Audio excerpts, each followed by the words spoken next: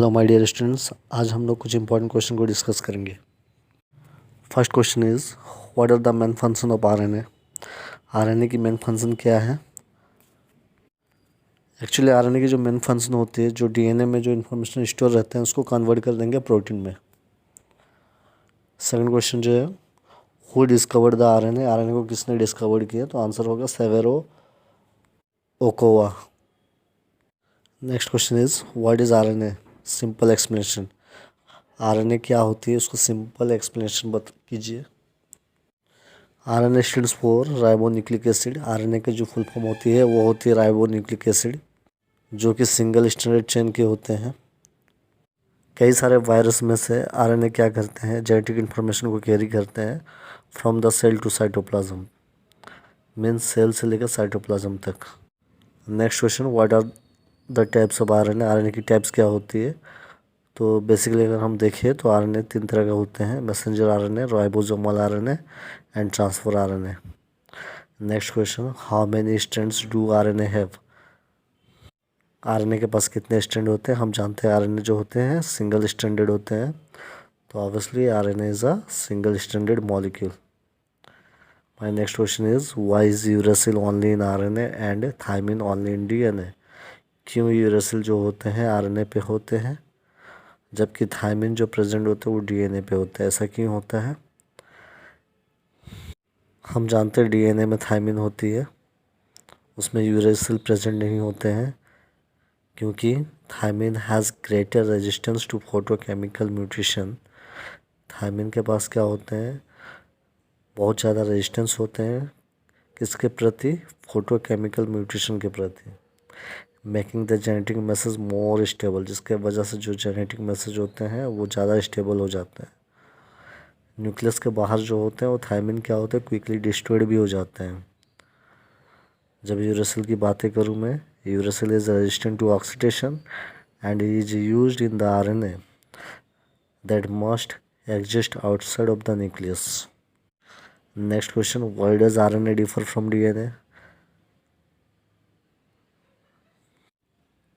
RNA जो होते हैं डीएनए से किस तरह से डिफर होते हैं? हम जानते हैं आरएनए जो होते हैं उसमें जो शुगर होते हैं वो राइबोज होते हैं, जबकि डीएनए पे जो होते हैं वो डीऑक्सीराइबोज होते हैं।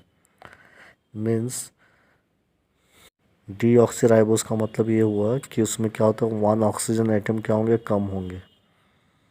आरएनए के पास जो न्यूक्लियर बेस होते हैं वो होते हैं यूरेसिल, जबकि डीएनए क्या कंटेन करते हैं, थायमिन।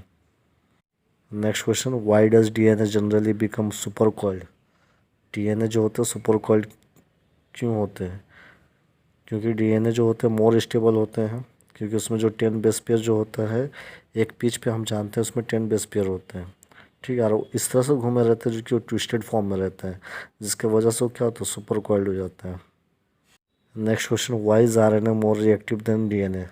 आरएनए किस तरह से, या हम बोल सकते हैं आरएनए इतनी ज़्यादा रिएक्टिव क्यों होते हैं? हम जानते हैं आरएनए जो होता है सिंगल स्ट्रैंडेड होते हैं, जबकि डीएनए जो होते हैं डबल स्ट्रैंडेड होते हैं। हमें ये पता है आरएनए क्या करते हैं, राइबोज शुगर को कंटेन करते हैं, जबकि डीएनए जो होते हैं डीऑक्सीराइबोज शुगर को कंटेन करते हैं। मीन्स जिसमें क्या होते हैं 1 ऑक्सीजन जो होंगे, या हम बोल सकते हैं 1 ऑक्सीजन एटम में उसमें क्या होते हैं, कम पाए जाते हैं। जब आप हाइड्रोक्सिल ग्रुप में को देखेंगे, जब OH को देखेंगे, वहाँ पे आपको ऑक्सीजन जो होंगे एक कम दिखेंगे। आरएनए में क्या होते हैं, OH ग्रुप जो होते हैं वो एक्स्ट्रा होते हैं, जिसके वजह से आरएनए जो होते हैं मोर रिएक्टिव होते हैं in comparison to that of DNA, और लेस स्टेबल होते हैं। Next question is what nitrogenous base is found in RNA but not in DNA. कौन से नाइट्रोजनस बेस जो होते हैं आरएनए में पाए जाते हैं जबकि डीएनए में नहीं पाए जाते हैं? वो होंगे यूरेसिल, क्योंकि हम जानते हैं आरएनए में यूरेसिल पाए जाते हैं, जबकि डीएनए में थायमिन पाए जाते हैं। Next question, why does adenine always pair with uracil in RNA. Adenine हमेशा यूरेसिल से ही कॉम्बाइन करते हैं इन केस ऑफ आरएनए, ऐसा क्यों होता है? क्योंकि सीधी सी बात है, क्योंकि आरएनए के पास क्या होता है, थायमिन नहीं होते हैं। Next question, why does adenine always pair with thymine. क्यों हम बोल सकते हैं कि एडेनिन जो होते हैं ऐसा क्यों होता है कि एडेनिन जो होता है हमेशा थायमिन के साथ ही क्या करते हैं, पेयर करते हैं, कहाँ पे, इन केस ऑफ डीएनए। इसकी आंसर होगी there are 2 hydrogen bonds holding the nitrogenous bases together. हम जानते हैं 2 हाइड्रोजन बॉन्ड होते हैं एडेनिन और थायमिन के बीच में। Adenine pairs with thymine with 2 hydrogen bond, इसमें डबल हाइड्रोजन बॉन्ड होते हैं। One of the hydrogen bonds is formed between one of the hydrogen atom of amino group at carbon 6 of adenine and the oxygen atom of the keto group at carbon 4 of thymine. Next question, why does adenine form double bond with thymine? हम जानते हैं adenine और thiamine के बीच में 2 hydrogen bonds होते हैं, जबकि गुआनिन और साइटोसिन के बीच में 3 हाइड्रोजन बॉन्ड होते हैं। This creates a difference in strength between the 2 sets of Watson and Crick bases. Guanine और साइटोसिन के जो बॉन्डेड होते हैं, जो बेस पेयर होते हैं, are stronger than thymine and adenine bonded base pair in DNA. Next question, why DNA has the same amount of purines and pyrimidine? इसका answer होंगे because the ratio of the two will always be constant within a DNA molecule। या हम दूसरे वक्त शब्दों में कह सकते हैं 1 strand of DNA will always be an exact complement of the other as far as purines and pyrimidines go। Next question, why does guanine pair with cytosine rather than thymine? Guanine जो होता है cytosine के साथ pair करता है, ना कि thiamine के साथ। ऐसा क्यों होता है? क्योंकि हम जानते हैं केमिकल स्ट्रक्चर की अगर बातें करूं, थायमिन और साइटोसिन के क्या होते हैं, छोटे होते हैं, स्मॉलर होते हैं, जबकि एडेनिन और गुआनिन का क्या होता है, लार्जर होता है। Size and structure of the specific nucleotides cause adenine and thymine to always pair together while cytosine and guanine always pair together। तो साइज और स्ट्रक्चर जो होते हैं न्यूक्लियोटाइड के, वो उस पर डिपेंड करते हैं। Next question, what is Erwin Chargaff's rule and why is it important? Chargaff's rule के बारे में बताना है, क्योंकि हम जानते हैं चारगप्स रूल ये कहता है कि number of purines and pyrimidines जो होंगे डीएनए में, उनकी जो रेशियो होगा वो 1:1 होते हैं। इसी के वजह से हम बोल सकते हैं व्हाई इज इम्पॉर्टेंट, क्वेश्चन नहीं पूछ रहे हैं, क्योंकि हम जानते हैं with the help of this rule, जो चारगप्स रूल के अनुसार, one can determine the presence of a base in the DNA and also determine the strand length। Next question, why does DNA denature at high temperature? जब high temperature दी जाती है तो उस वक्त DNA क्यों डीनेचर हो जाते हैं? क्योंकि जब भी हम हीट करेंगे तो उसमें क्या होगा, जो हाइड्रोजन बॉन्ड होते हैं डीएनए में, वो क्या होते हैं, टूट जाते हैं। ठीक है, तो जिसकी वजह से वो डीनेचर हो जाते हैं।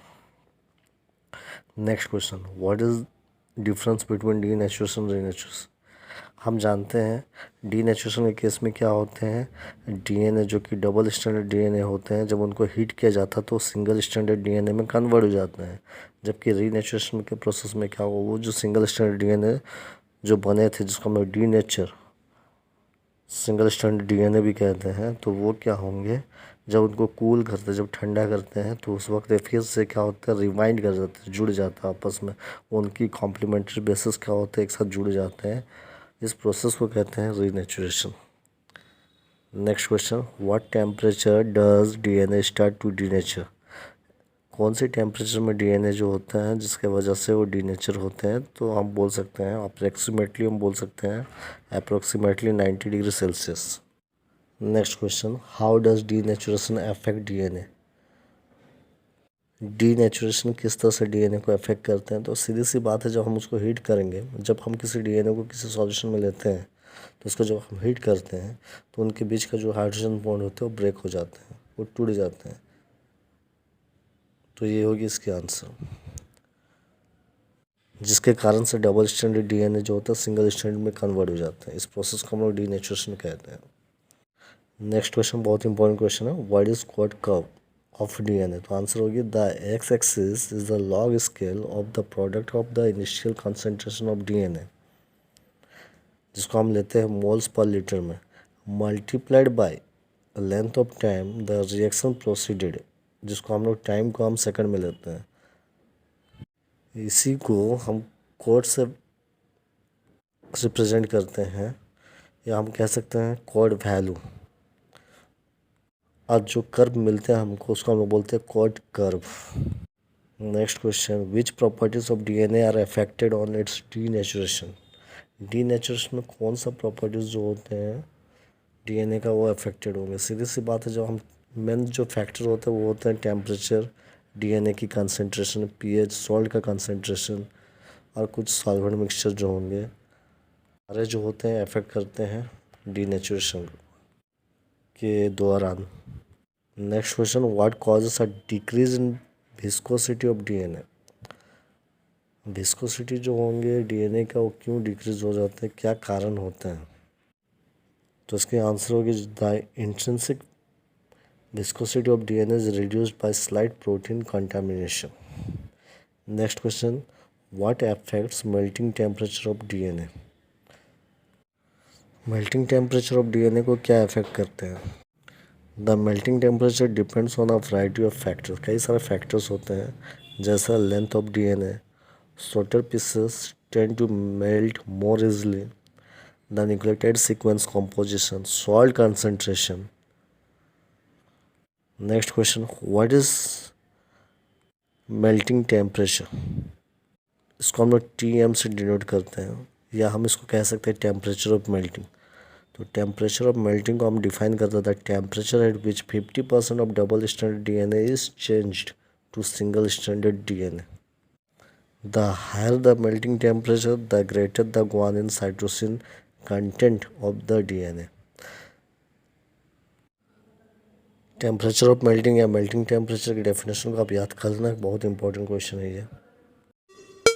आई होप आपको मेरी वीडियो पसंद आ रही होगी। Please like, comment, share and subscribe करें। Thank you.